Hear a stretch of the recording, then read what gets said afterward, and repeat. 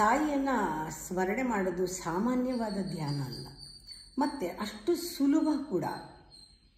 Powerful, very very powerful, but ಬಹಳ ಸುಲಭ. ಅಮ್ಮನ ಜೊತೆ ಇರೋದು ಸುಲಭ ಅಲ್ವಾ? ಅದು ಹೃದಯದಲ್ಲಿ ಬರಬೇಕು. ಈಗ ಅಮ್ಮನ ಜೊತೆ ಇರೋಕ್ಕೇನು, ಹೇಗೆ ಬೇಕಾದ್ರೂ ನಾನು ಇರ್ಬೋದು ಅಂತ.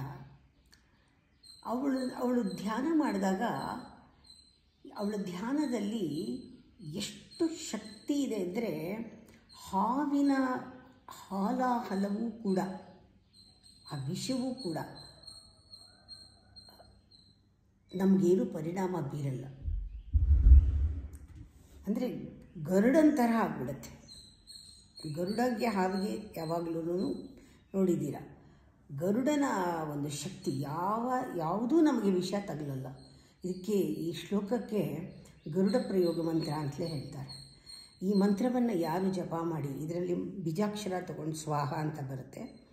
ಈ ಮಂತ್ರ ಜಪವನ್ನು ಸಾಕಷ್ಟು ಮಾಡಿ ಆ ತಾಯಿ ಮಂತ್ರ ಒಲಿಸ್ಕೊಂಡ್ರೆ, ಜ್ವರದ ತಾಪ ಯಾರಿದ್ರೂ ಕೂಡ ಅವ್ರನ್ನ ಇವರು ಮುಟ್ಟಿದ್ರೆ ಸಾಕು ಹೀಲ್ ಆಗೋಗುತ್ತೆ. ಇದು ಹೀಲಿಂಗ್ ಮಂತ್ರ. ಇದು ತಪೋಬಲದಲ್ಲಿ ಭಕ್ತನಿಗೆ ತಾಯಿ ಆ ಭಕ್ತನ ಮೂಲಕ ಕೆಲಸ ಮಾಡ್ತಾಳೆ.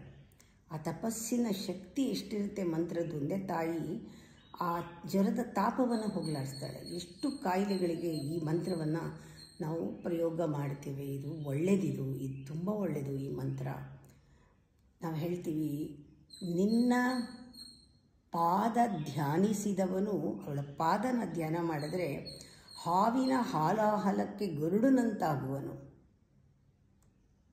ನಿನ್ನ ಸ್ಮರಣೆ ಗರುಡ ಪ್ರಯೋಗ ಮಂತ್ರ ಧ್ಯಾನ ದೇವಿ.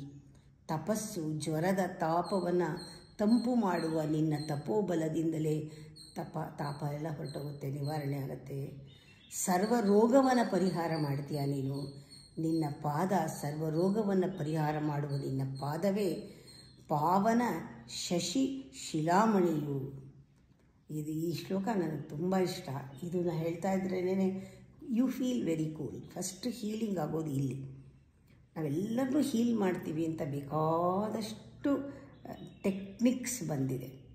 ಬೇರೆಯವ್ರಿಗೆ ಹೀಲ್ ಮಾಡೋಕ್ಕೆ ಮುಂಚೆ ನಮ್ಮನ್ನು ನಾವು ಹೀಲ್ ಮಾಡ್ಕೊಳ್ಳೋದಿದೆಯಲ್ಲ, ಬಹಳ ಮುಖ್ಯ. ಅದು ನಾವು ಕ್ಲೀನಾಗಿರಬೇಕು, ನಾವು ಶುದ್ಧವಾಗಿರಬೇಕು. ಕ್ಲೀನಿಂಗ್ ಇನ್ ದ ಸೆನ್ಸ್ ಬರೀ ನೆಗೆಟಿವ್ ಪಾಸಿಟಿವ್ ಎನರ್ಜಿ ಅಂತಲ್ಲ. ಅದು ಆ ತಾಯಿಯ ಒಂದು ರಕ್ಷೆ ನಮ್ಮಲ್ಲಿದ್ದರೆ ನಾವು ಯಾವಾಗಲೂ ಸುರಕ್ಷಿತವಾಗಿರ್ತೀವಿ. ಯಾವುದೂ ಬಂದು ನಮಗೆ ತಟ್ಟಲ್ಲ. ಸರ್ವ ರೋಗವನ್ನು ಪರಿಹರಿಸುವ ನಿನ್ನ ಪಾದದ ಒಂದು ಪಾವನ ಶಶಿ ಶಿಲಾಮಣಿ ಅಂತ ಹೇಳ್ತಾರೆ. ಶಶಿ ಶಿಲಾಮಣಿಯವಳು. ಅದರಿಂದ ಈ ಮ್ಯಾಜಿಕಲ್ ಶ್ಲೋಕ ನಮಗೆ ಅನುಭವಕ್ಕೆ ಬಂದರೆ ಗೊತ್ತಾಗುತ್ತೆ. You feel very cool. You feel her that spirit in your body. You feel her in the mind. ಅವಳು ಆಕ್ಯುಪೈ ಮಾಡ್ಕೊಂಡ್ಬಿಡ್ತಾಳೆ. ನಮ್ಮ ಮನಸ್ಸು ಪೃಥ್ವಿ ತತ್ವದಕ್ಕಿಂತ ತುಂಬ ಸಟಲ್, ಸಾಲಿಡ್ ಇಲ್ಲ. ಜಲತತ್ವದಕ್ಕಿಂತ ಸಟಲ್. ಹೀಗೆ ಕರ್ಗೋಗುತ್ತೆ ಮನಸ್ಸು. ಯಾವಾಗ ಅವಳಲ್ಲಿ ಒಂದಾಗ್ಬಿಡ್ತೀವಿ ನಾವು, ನಮ್ಮ ಮನಸ್ಸಿಗೆ ಕೆಲಸ ಇರಲ್ಲ. ಅದು ಎಲ್ಲ ಕಡೆ ಹರಡ್ಕೊಂಡು ಹೊರಟೋಗುತ್ತೆ.